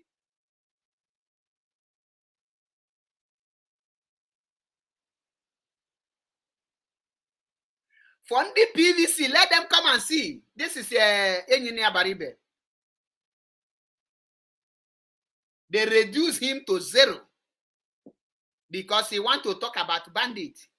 Ocholi Kumaka, bandit. Ocholi Kumaka, the killing, the activities of bandits and the incompetency of the presidency. And you are there telling me Peter Obi will do this. How will Peter Obi control Ahmed Lawan? So Peter Obi now will now rule over Saraki. Peter Obi will rule over Kwankwaso Inwekwaluche. Enwe obodo enwe ndị obodo jibiri. Let me check if I can get this video. When the Ohaneze, the President General of Ohaneze Youth, Ikechukwu Isi Guzoro, there is a video he made. Let me check if I will be able to see the video. If I see it, so be it. If I don't see it, no one. Let me try. The video is not here. It's not here.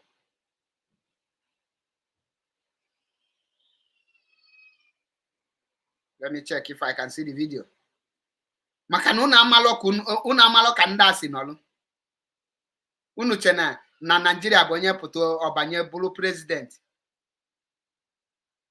Ichena nyo abu Nigeria. Now, wow, I thought I have this video here, but I don't have it. Definitely, I will look for the video. I think ngabiara pobia here. Ngabia kwakwalo naba. Makana anya gbani go ya after 10. Una fria? Makandi PVC. Gwanu Peter Obi. Gwanu ndi PVC. Haga join near the nearest IPOB family close to them. And let them start talking about Biafra. So Biafra ga na putani. Mawulu na owulo Biafra. Ihe nini na emebe nzuzu. Peter Obi ligo there, he just got disgrace onwe. And nothing more. He said that we die getting Biafra or we restore Biafra. No retreat, no surrender. Nga biara pia here. Can I get up in 19 work can wear? Ife ndị a ji agbachi ka onye Igbo enwechara favor, enwechara ego a na-ewepụ ha ji enyere ndị be ha aka ma na agriculture adedede enwere accountability ha ma na onye Igbo banye ebe ha apịchisie ife niile ndị a ha zọdoro ụkwụ n'isi akwụrụ ọtọ bụrụ eze ha ma ife ha na-azọ ọzọ. Kedu ka o si dị unu ka anyị emetanwu nche obodo a maka ife niile apịtọkọ na nnu ṅara a na-agwọ nwere ife anyị emenwu ya? Enwego infiltration na army, repentant Boko Haram, unu na-agbakọ. Kedu ka ihe esi welu extract ya ndị bụ members of Boko Haram bata na army na the real soldiers? Enwego betrayal, anọ onye nwa na-enye nsogbu, and all the other sister security agencies. Enwego infiltration, ịkpọta onye agha nnupụ isi, a terrorist, onye nwere ife oji ndụ mmadụ kpọrọ. The worst enemy ihe nwe na ndụ abụ onye nwere ife oji ndị ya kpọrọ. Nya ka ewetara yibe akwa bunye egbe kpọdati ha na-ewest ndụ mmadụ. So ọ banye ebe ahụ ịfụrụ ọchụsịba ndị bụ ndị ugwu n'amị. Ọ dị ike ihe onye emenwu ya. Kwankwasị abụkwanye nwa mgbe Jonathan kpọkọrọ more than 400 northern youth ndị afọchara explosive devices na-arụ ha. Ọ Kwankwasị ji echie Jonathan warning na ọnwa anwa metụ ha aka na onwere onye South onye Igbo ya dị ndụ wee si ugwu Awụsa nata. Emechara rapụ ụmụazị ya. Ewepụ infiltration na amị, enwego infiltration na headers. Ọgụnụ cheta visa on arrival. Ndị nke si Libya, ndị nke si Mali, ndị nke si Chad, ndị nke si Senegal. So many countries the presidency na-agwa anyị n'ebe ndị headers si. Na headers ndị a na-ebu egbe na ha si mba ọzọ. Kedu na unu ya esi wee separate maka ha obodo adịgo saturated, ha mego engulfed obodo a, all the forest. Ka ka esi wee separate the headers mgbe emere visa on arrival, ha ka na-abatakwa ruo taa. Mgbe akpọchi Iseme border, other borders dị n'ugwu Awụsa ha nchaghị oghe. Anyị na-afụ ya ma ndị nke ji ọgba tumtum were abata.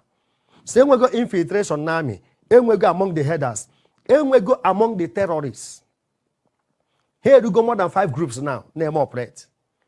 Unu fụrụ ndị nke ebu akpagharị na trailer mgbe anyị nọ lockdown a na-ebugharị ha.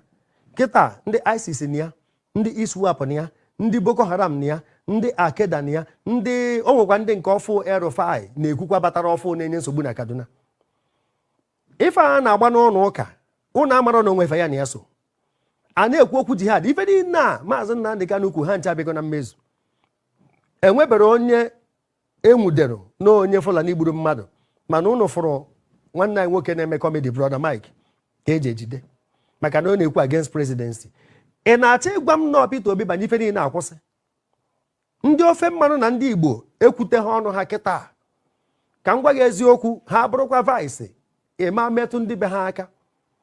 Atiku banye abanye o ya enye nsogbu maka o nwere onye ugwu ihe prosecute for another 8 years. Ife niile ha mere ada mmiri. Na-ene na anya kwa nkwesị oburu vice Peter Obi o nwere ife a ya emenwu ndị ugwu maka o so na onye nwere ọnụ ebe ahụ. Ebidokwa pịawa oche na House of Assembly. Mr. Peter Obi ama control nwe ife a. Ife nji wee metụ ife aka ụmụnne mba anyị na-eche anya unu afụ na ọdabaro bụ na ọdabaro. We are not compatible. Enechago m anya zila anyị amaka, ịdị n'otu anyị amaka, otu ndị ọzọ si kwado ndị Igbo n'ọtọ na anyị amaka. Mana unu chetakwa nwanne anyị nwoke Zik. Ọ mba ka ọ gbarụ. Ọ bụrụ Zik of ndị Igbo, o wee bụ Zik of Africa. Anyị mechaa gbara aka na. So nwanne anyị nwoke Peter Obi mma achọ o nweta ihe onyonyo anya jụọ onwe ya ajụjụ. Ọ karọkwa ndị egburu egbu o. Efe efere ọ na-akpagharị ọ makakwa. Mana ọ karọkwa ndị egburu egbu. Maka mgbe ọ na ị na-eme ife ịbụrụ chi ya ma na onye ọ na-enetu gị ebuchi ya ndụ ga ama atọkwa atọ. Ọ kakwa mma na ndị kpọrọ gị asị among their kinsmen gosi n'iru ha.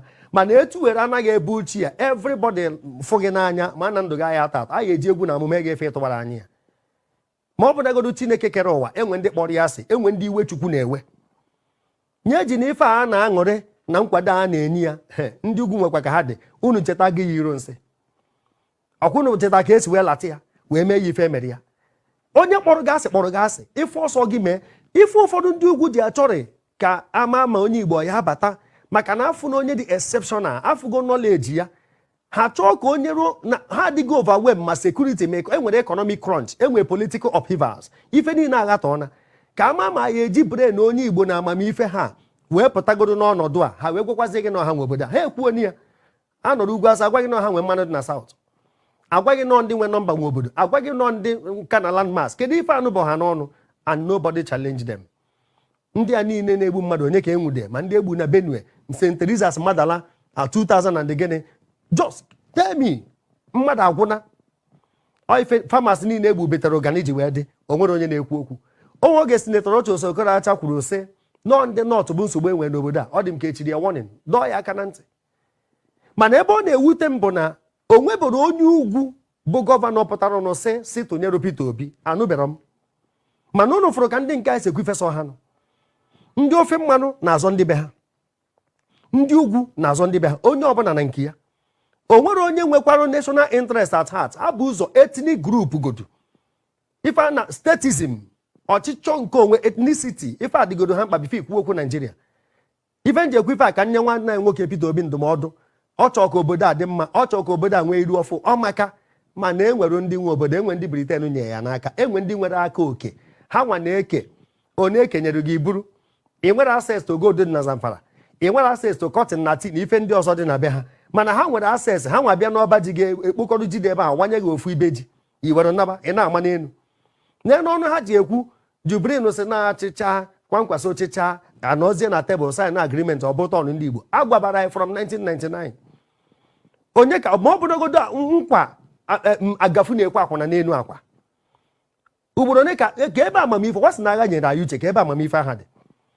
Biko eji m ihe onyonyo a na-ayọ ka anyị na-ekwokwu 2023 anyị enwe hearing maka referendum na October 28 otu esi wee kwu referendum kwesịrị ịbịa before general election ka e wee marụ ndị so n'obodo a na ndị esori ya. Ndị middle belt ike agwụna ha, ndị South South kwubu maka na a na-achọba iri ha ego enye some of them ọrụ, ụfọdụ adịgo committed. Ndị a niile kwesịrị ikwuchite ndị be ha adị ekwu okwu adịgo ha nweta corrupt cases onye ka ha na-eze.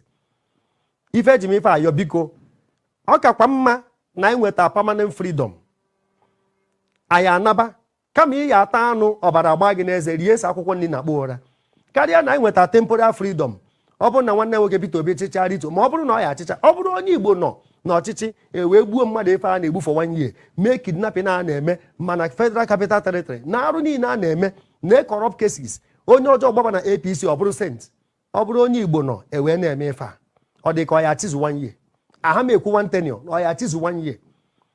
O nwere ife Goodluck Jonathan mee, mana oge ọ na-eje second tenure mee campaign n'Ugwu Awụsa, amụrụ moto ya ọkụ, atụrụ ha okwute. Mana ndị nwe obodo a n'ife niile a na-emenụ, echie men of God warning, echie judiciary warning, echie ndị journalist warning, o nwere onye ahụ fọrọ abanyekwuo ma Twitter na-ekwu okwu Facebook. Na ha ka ha kpagharịcharụ the whole 36 steeti mee campaign, ma senator dị na ya ma gọvanọ dị na ya, o nwere onye kpara ha aka. O nwere ndị nwe obodo a na-enwe obodo enwe, rapụ mkpọtụ a na-enye na-agbara aka na-aza na onye jiji anakọ eji n'ala.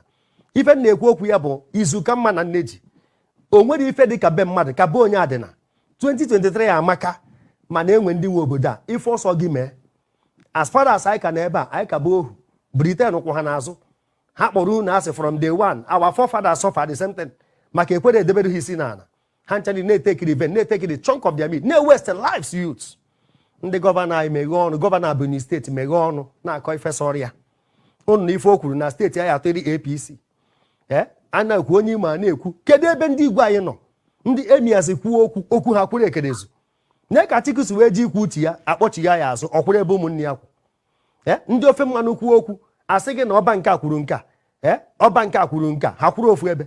Mana onye a na-anụ onu ya na ana Igbo sọsọ Igwe Achebe, isi Igwe Achebe ebe ka igwe ndị ọzọ nọ, ebi na ha moto nye ha certificate, igwe ndị gọvanọ nyere akwụkwọ, politikal igwe o nwere ọzọ na-ekwu okwu na gọvanọ so okwu efe sọrọ ya nọ. Mana Atiku kwuru okwu, former vice president ọ bụrụ gọvanọ, sọsọ maka na egburu Deborah Samuel, okwu delete the tweet, gọnarị the whole Nigerians.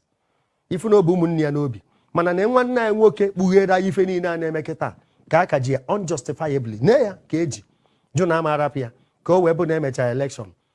Ọ bụrụ na anyị kweta na anyị ana, anyị arapụ ya maka ife a ka ọ na-agbarụ mbụ ya. Ọ 1 year ka ọ kụcha na anyị kweta na anyị ana, ọ ya arapụ ya. Eso m akwado nwanne nwoke Peter Obi, mana agwana m unu kama anyị anawata n'ụzọ ọkamma na kama ọ ya aba anyị nọrọ n'obodo a emenyụna ha anyị ọkụ n'ụzọ, ọkamma na anyị nabara be anyị. No place like home. Visit our no place like home. Na-enwe obodo enwe. O nwere okwu kwuru ehi ọ sị gị na ọ bụrụ na anyị kwete na anyị ga-ana na a ga-ahapụ Maazị Nnamdi Kanu. Ọ sịlọ gị na Peter Obi ligolu na a ga-ahapụ Nnamdi Kanu. Ọ bụrụ na anyị kwete na anyị ga-ana na a ga-arapụ Maazị Nnamdi Kanu, ife ọ na-agwa gị bụ na ọ bụrụ na ndị Igbo niile jiri na-eji anụ a ike a niile ha ji campaign for their useless PVC wee welie si na ọ bụ na ọ bụ referendum ka anyị naba na aha ga-ahapụ Maazị Nnamdi Kanu. Aka ji Maazị Nnamdi Kanu bụ maka na anyị ka arapụ Maazị Nnamdi Kanu na-ekwu maka PVC, na-ekwu okwu Igbo presidency. Ịma ji aka na-abụ na-azụ ihe na-abụ eda na ịpụta, ị ga-apụta kwuo okwu kwụrụ ọtọ n'ihe ikwu. Ndị nke na-asị let's support our own, icheke atụ niile ọ maalụ gị efu that na ndị agha ndị ugwu na-asọpọt efu na ha nwa bụ ụzọ stand there for their own. Achọrọ m ikwu ọtụtụ okwu maka na okwu onye chi m gozie gị, Chukwu okike abịa ma gozie gị. Ka anyị welu na akọ na uche, o nwere sọ jụ gị, ọ sị gị ọ na Peter Obi chicha, what next? Ka ife ọzọ ị ga-eche n'echiche na ị na-achịkwa to the suffering. Nya Rosemary Chukwu gwa gị kama m ga-eriju afọ wee daa n'ụzọ ka m bụrụ ọnụ wee dị ndụ. Okwu ekwuchegokwu onwe ya. Gaa subscribe na Biafra Unity TV and Maazị Achebe Paul ka ị na-enweta more information ka i wee nwee ike your brain wee na-emepe.